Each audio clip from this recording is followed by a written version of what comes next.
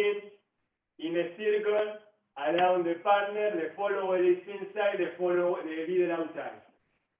I do the recap of the whole choreography as we are doing it. Now, side, forward, backward, only one. To train that. Next time, 2.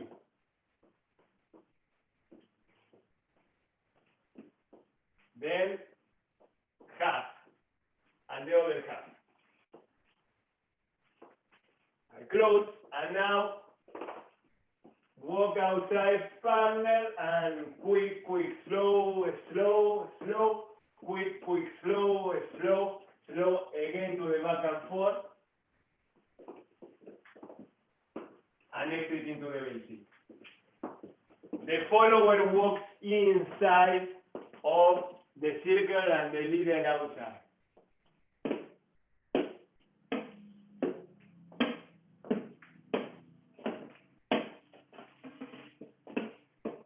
First, only one forward, backward, and close.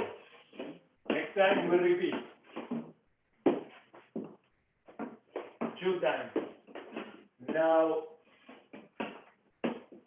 first half, second half. And then, here, little walk outside partner with a circle.